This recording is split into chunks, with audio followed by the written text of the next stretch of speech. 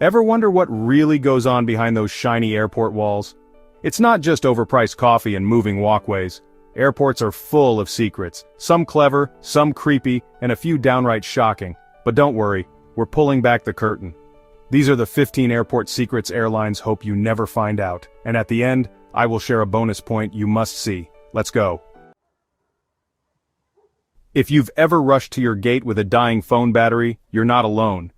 Most travelers, especially older adults visiting family, business people on tight schedules, or first-time flyers trying to keep everything under control, will spot one of those public charging stations and feel immediate relief. A free port right near security, perfect, right? Well, not quite.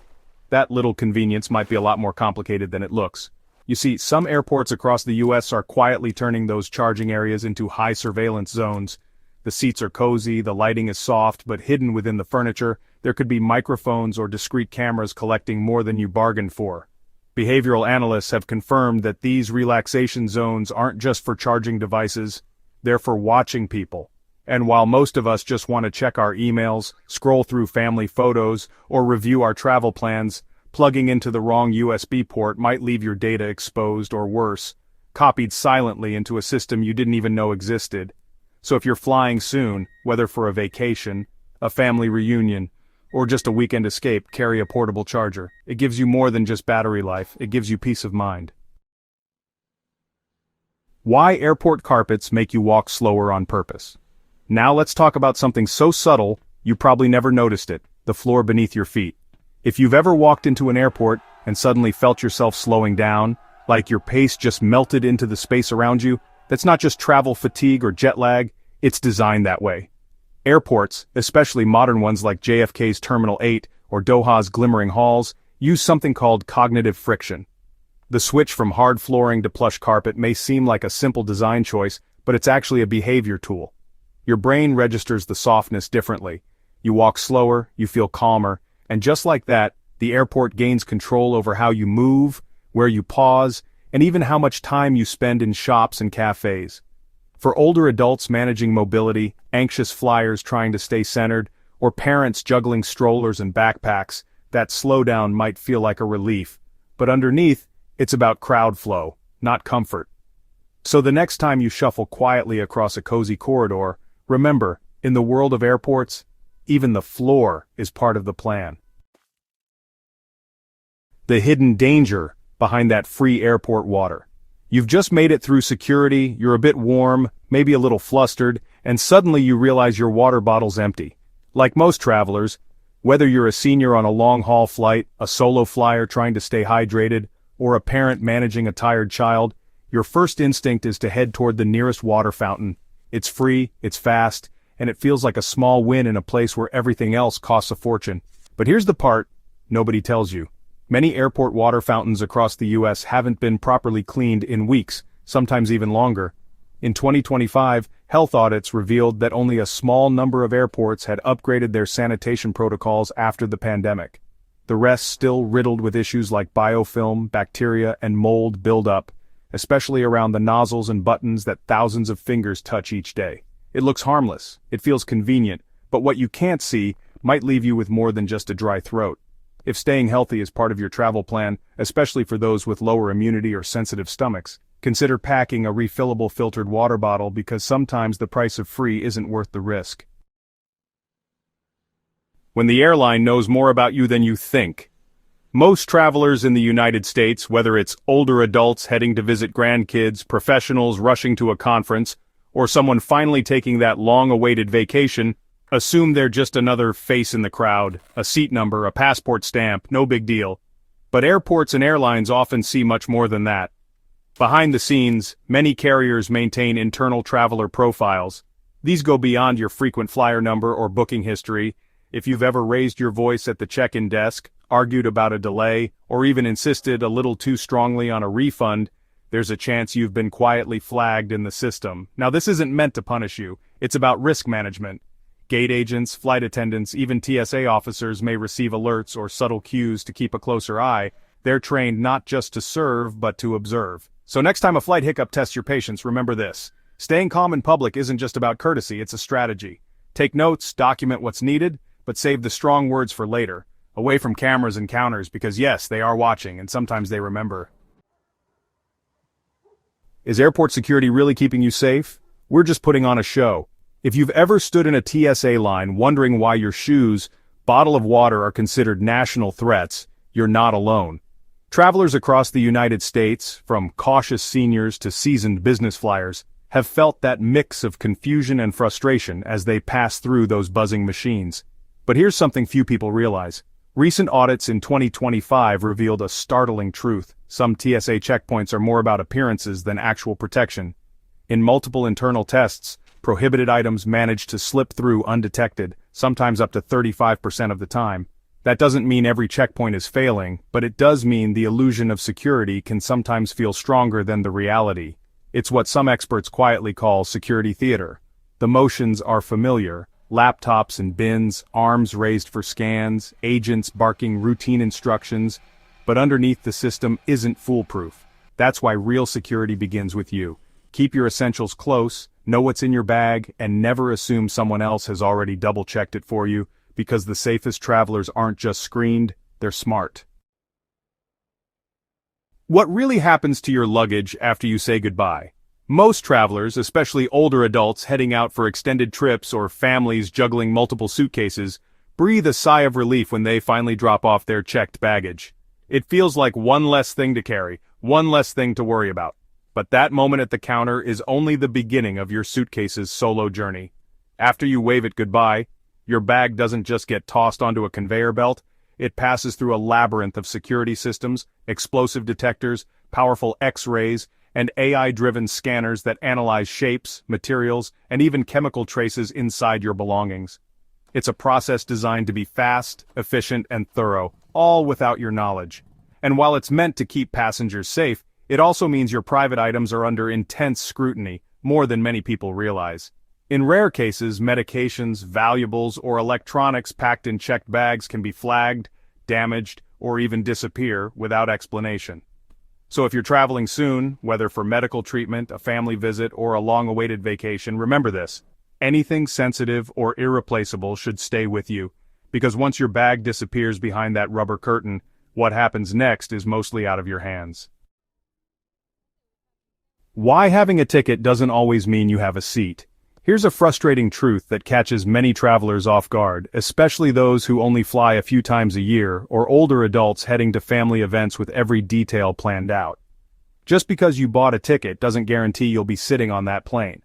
That's because airlines still use a strategy in 2025 that many consider unfair, but, it's completely legal: overbooking.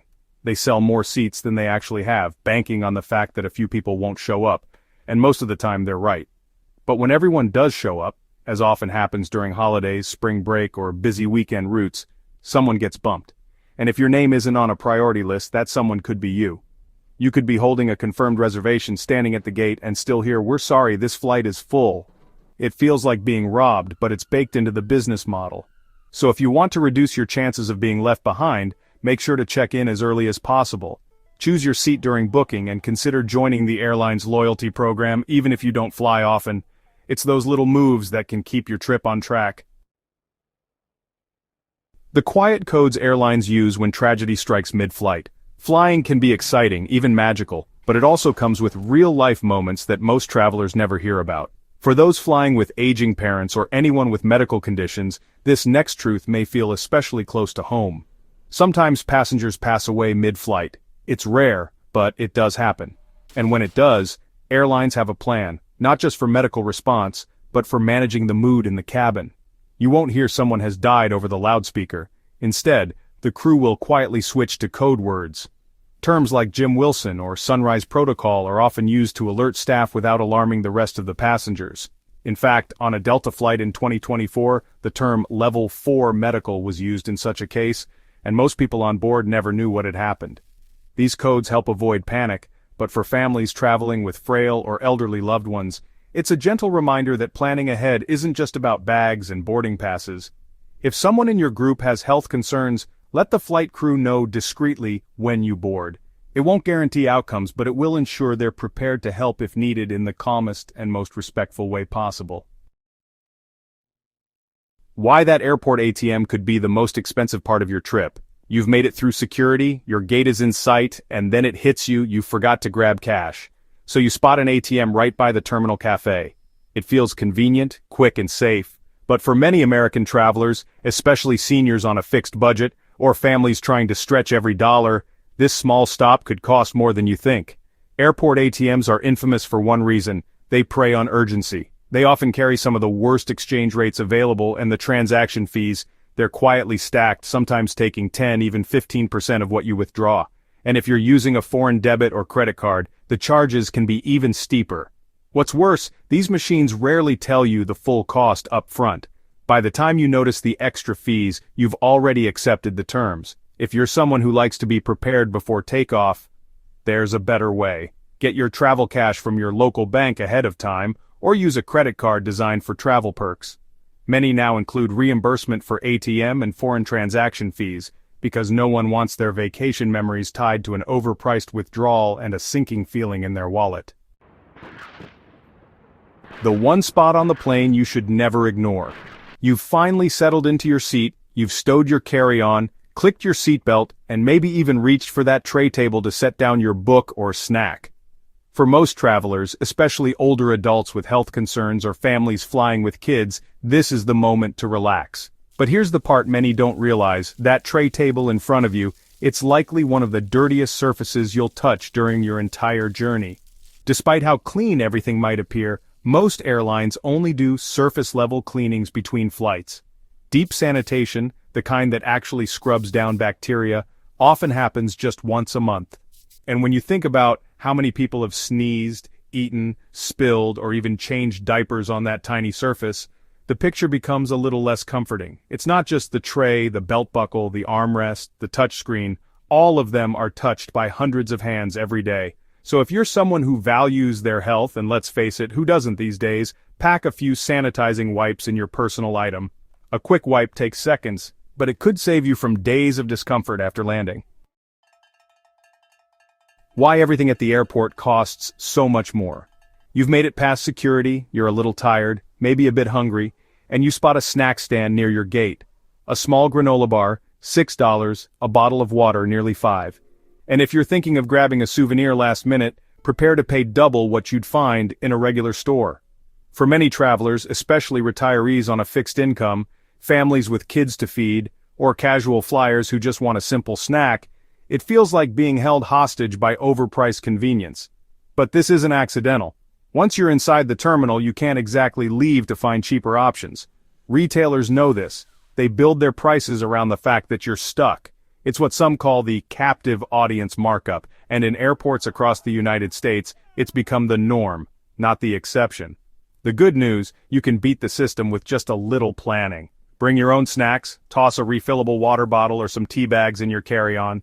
Even downloading books or magazines ahead of time can save you from unnecessary impulse buys. Because when you're already paying for airfare, baggage, and fees, the last thing you need is to overpay for a snack that fits in your pocket. What really happens to lost luggage after 90 days? Losing a bag is one of the biggest fears for travelers, especially for older adults carrying medications or anyone flying with gifts, keepsakes, or irreplaceable personal items. You hope it shows up at baggage claim, but what if it doesn't? Here's the part most passengers never hear about. When a bag goes unclaimed for too long, typically around 90 days, it doesn't just sit in storage, it's sent off to be sold. Yes, really. Your suitcase with everything still inside could end up at an airport auction. And in 2025, many of these items are now listed online through platforms like GovDeals, where complete strangers bid on them without ever knowing the full story. There's no guarantee the items are returned to their owner if the tag is missing, if contact details are outdated, or if the bag was misrouted beyond tracking. Your belongings could become someone else's mystery treasure. That's why a smart traveler, especially one who doesn't fly often, takes an extra step. Label your luggage clearly on the outside, and just as importantly, place your name and contact info inside the bag too. It might be the one thing that brings your suitcase home. The airport lounge secret most travelers don't know. You've walked by them before, those quiet glass-walled lounges with leather chairs, soft lighting, and people sipping coffee like they've got all the time in the world. And like many travelers, especially older adults trying to avoid the chaos or first-time flyers overwhelmed by the crowds, you may have thought, must be nice. but that's not for me. But here's the surprise. Airport lounges aren't just for business class passengers or frequent flyer elites anymore. In fact, many lounges now offer day passes that anyone can purchase, often for less than what you'd spend on food and Wi-Fi at the gate. And if you carry a travel credit card or use apps like Priority Pass or Dragon Pass, you might already have access without even knowing it. What you get in return is more than just a snack and a quiet seat. It's clean restrooms, fast internet, places to charge your phone, and sometimes even showers or nap rooms. For a long layover or a delayed flight, it can completely change the tone of your trip. So the next time you're staring down a 3-hour wait by a crowded gate, check your options, because peace of mind might only be a few steps and a small pass away. That early arrival might not be what you think. It's a good feeling, isn't it? The pilot's voice comes on and says, "Ladies and gentlemen, we've arrived a few minutes ahead of schedule." Whether you're a busy business traveler trying to make a meeting or a grandparent eager to see the grandkids, that little announcement feels like a bonus. But behind the scenes, it's not always what it seems. Airlines often pad their flight times, meaning they add extra minutes, sometimes even close to an hour to the expected duration of your flight. Why? Because it improves their on-time arrival statistics. If your flight is expected to land at 2:15 p.m. but actually touches down at 2:10, it feels like a win. In reality, you might have just taken off late and arrived when they originally expected all along. This trick isn't illegal, it's strategy. It helps airlines appear more reliable than they really are, and it's especially effective on travelers who don't check flight tracking apps or compare scheduled durations between airlines. So, next time you hear that we landed early line, take a second to check apps like FlightAware or Flight Radar 24 can show you what's really going on, because sometimes arriving early just means arriving on time with a clever twist. Why your pilot might be asleep, and that's actually a good thing. For many travelers, especially those who fly only once or twice a year, the thought of the pilot sleeping mid-flight, it can sound unsettling. You imagine someone dozing off at the controls and your heart skips a beat. But what if I told you that pilot napping is not only normal, it's essential? On long-haul flights, especially those crossing oceans or multiple time zones, pilots work in shifts. While one is flying, the other is resting. They rotate responsibilities so that someone is always alert, focused, and ready to handle any situation. And in 2025, this system has become even more refined thanks to advanced autopilot technologies and AI-supported flight systems. Rest areas aren't random recliners either. Many wide-body jets are equipped with hidden crew rest compartments tucked above or behind the cockpit, quiet, dark, and designed for proper sleep. It's all heavily regulated by aviation authorities to ensure that safety never takes a back seat. So next time you hear that your captain is catching some rest, don't panic. It doesn't mean the plane is flying itself into trouble. It means your crew is doing exactly what they're trained to do: stay sharp when it counts the most. The empty flights airlines don't want you to notice. It sounds unbelievable, especially if you've ever struggled to find a seat or paid high prices during peak season. But yes, some flights take off with almost no one on board, and not because of a glitch or mistake but by design. These are known as ghost flights. Airlines in the US and around the world must maintain takeoff and landing rights known as airport slots at major airports. If they don't use them consistently, they risk losing those valuable time slots to competitors. So even if there aren't enough passengers to justify a flight, some airlines still send that plane into the sky just to keep their claim. In 2024, big names like Lufthansa and British Airways logged over 5,000 ghost flights. It was legal, it kept their schedules intact, but it also burned fuel, strained airport resources, and left many travelers wondering why those seats couldn't have been offered more affordably. So next time you're wondering why your flight was canceled or overbooked, just remember, some planes are flying empty quietly to protect business interests. And while you can't change the system overnight, being aware of it is a step toward becoming a smarter, more informed traveler. The airport bathroom mistake almost everyone makes. The plane lands, the seatbelt sign goes off, and like clockwork, a wave of passengers rushes toward the nearest restroom, usually the one just outside the gate. It makes sense, right? After all, you've just spent hours in the air, especially if you're a senior traveler avoiding the cramped airplane lavatory or someone traveling with kids who've waited too long already. But here's what you probably didn't know. That first restroom, the one closest to your arrival gate, is often the dirtiest and most overcrowded in the entire airport. It's the first stop for every person who just got off the same flight and sometimes the one before yours too. The result? Long lines, messy stalls, empty soap dispensers, and an experience that's anything but refreshing. There's a better way. Instead of joining the crowd, just keep walking. Go a little deeper into the terminal, another 200 feet, maybe 1 or 2 gates farther. You'll usually find a cleaner, quieter restroom with more privacy and less stress. It's a small choice, but for travelers who value comfort and cleanliness, especially those flying after long layovers or international trips, it can make all the difference. Sometimes a few extra steps are all it takes for a smoother landing. The last-minute gate switch that can ruin your trip. You've made it through security, grabbed a coffee, and settled into a chair near your gate. For many American travelers, especially older adults who arrive early on purpose or families traveling with kids, this moment feels like a well-earned break before takeoff. But, airports have a habit of changing the plan without much notice. Gate changes happen more often than you think, and while they might seem like a small inconvenience, they can lead to missed flights, confusion, and unnecessary stress. Especially when your phone's app doesn't update in time or the overhead announcements are muffled by terminal noise. Sometimes a gate that was listed on your boarding pass for hours gets switched 5 minutes before boarding. If you're not paying close attention, you could be sitting comfortably at the wrong end of the terminal while your flight boards somewhere else. That's why savvy travelers rely on more than just printed passes or generic apps. Always check the official airline app for real-time alerts and keep an eye on those screens above the gates. If you hear an announcement, even if it doesn't seem relevant, listen closely. One change can mean the difference between a smooth departure and a missed connection. You might be getting scanned without even realizing it. As technology advances, air travel keeps getting faster, but sometimes that speed comes with trade-offs. One of the biggest shifts in U.S. airports lately is the quiet rise of facial recognition.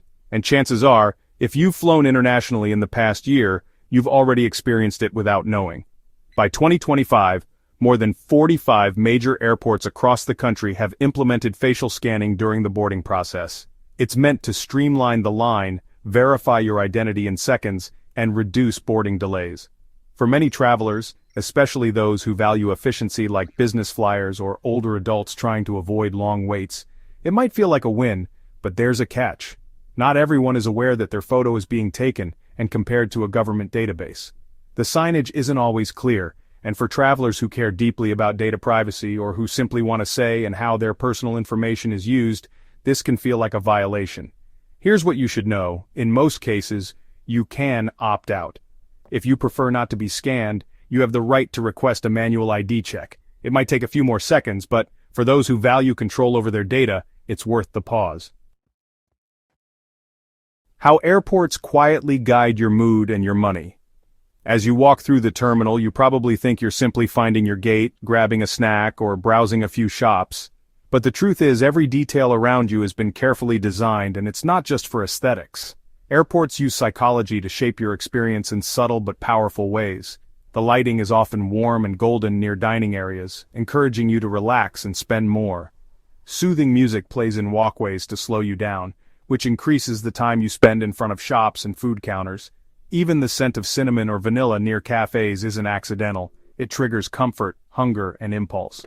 For travelers in the U.S., from casual flyers on weekend getaways to older adults who prefer structure and calm, these little cues can make the airport feel more welcoming, but behind that comfort is a strategy. The more time you linger, the more likely you are to spend.